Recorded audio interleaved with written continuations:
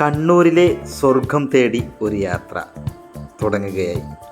എല്ലാവർക്കും റോയി 3R വീഡിയോസിലേക്ക് വീണ്ടും സ്വാഗതം.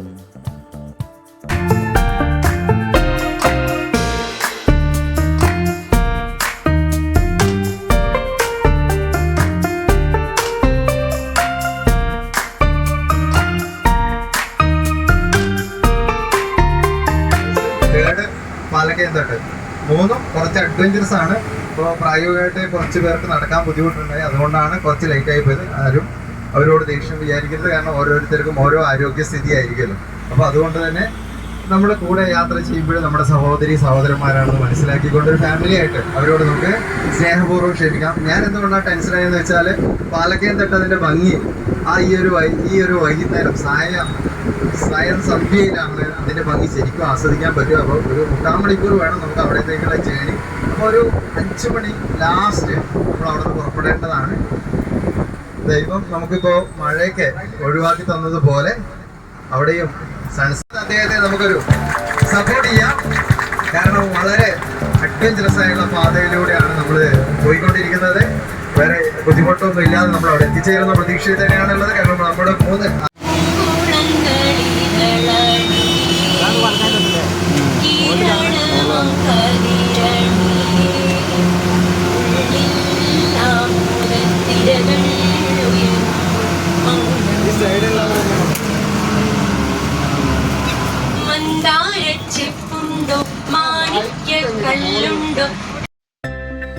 അങ്ങനെ നമ്മുടെ യാത്ര തുടർന്നുകൊണ്ടേയിരിക്കുകയാണ്. ആനവണ്ടിയിൽ ഒരു ഉല്ലാസയാത്ര. നമ്മളിപ്പോൾ പോകുന്നത് പാലക്കയം തട്ടിലോട്ടാണ്. അതായത് ഇപ്പോൾ നമ്മൾ യാത്ര തിരിച്ചിരിക്കുന്നത് ഏഴരക്കുണ്ട് വെള്ളച്ചാട്ടത്തിൽ നിന്നാണ്. ഇപ്പം നേരെ പോകുന്നത് പാലക്കയം തട്ടിലോട്ടാണ്. അവിടെ നമുക്ക് വൈകുന്നേരമാണ് എത്തേണ്ടത്. ഒരു 5 മണി 6 മണിക്കൊക്കെ എത്തിക്കഴിഞ്ഞാൽ നമുക്ക് സൺസെറ്റ് കാണാൻ പറ്റും. പിന്നെ അവിടുത്തെ പ്രകൃതി ഭംഗിയും. അതുകൊണ്ട് ലാസ്റ്റാണ് നമ്മളിവിടെ സന്ദർശിക്കുന്നത്.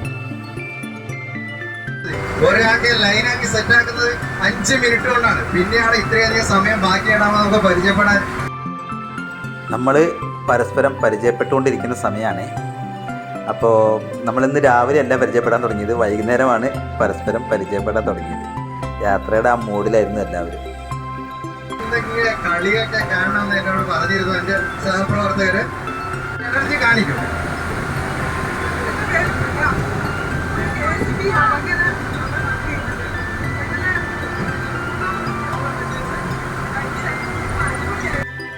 ഈ യാത്രകൾ എന്ന് പറഞ്ഞാൽ പലർക്കും പലതാണ്. ചിലർക്ക് അതൊരു തേടലാണ്, മറ്റു ചിലർക്ക് കണ്ടെത്തലുകളാണ്. ഇനിയും ചിലർക്കാണെങ്കിലോ അത് ഒരു ഒളിച്ചോട്ടമാണ്. ചിലർക്ക് ജീവിതം തന്നെയാണ് യാത്ര.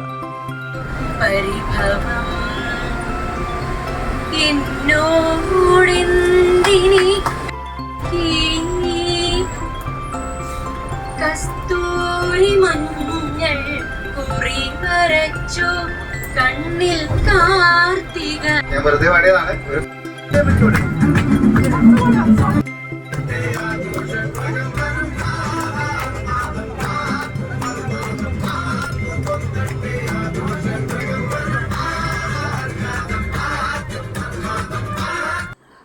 പാട്ടും ഡാൻസും പരിചയപ്പെടുത്തലൊക്കെ ആയിട്ട് അടിപൊളി ട്രിപ്പാണ്.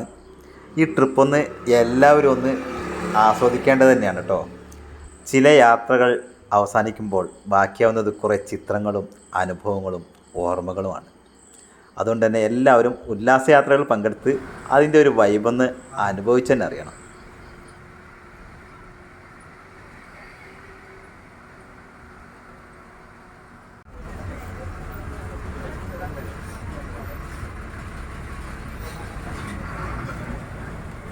അപ്പോൾ നമ്മൾ പലരും ആഗ്രഹങ്ങൾ മാറ്റി വെക്കും, നമുക്ക് നടക്കാൻ പറ്റില്ലല്ലോ.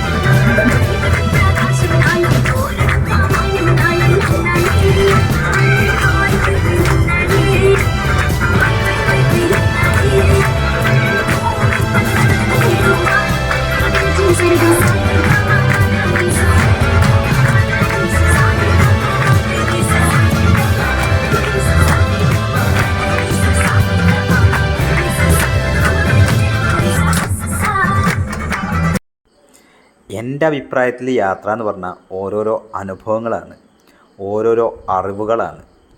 ഓരോ യാത്രയും ഓരോ പാഠങ്ങളാണ്. ഓരോ യാത്രയും ഒരു തരം ലഹരി കൂടിയാണ്. യാത്രകൾ ഇഷ്ടപ്പെടുന്നവർ ധൈര്യസമേതം യാത്രകളെ തിരഞ്ഞെടുക്കുക, പിന്നത്തേക്ക് മാറ്റിവെക്കരുത്. കഴിയുമെങ്കിൽ യാത്രകൾ പ്ലാൻ ചെയ്യുക, എന്നിട്ട് ആ യാത്രകൾ നടത്തുക, ആസ്വദിക്കുക.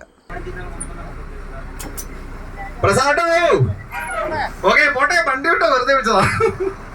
ഓക്കെ,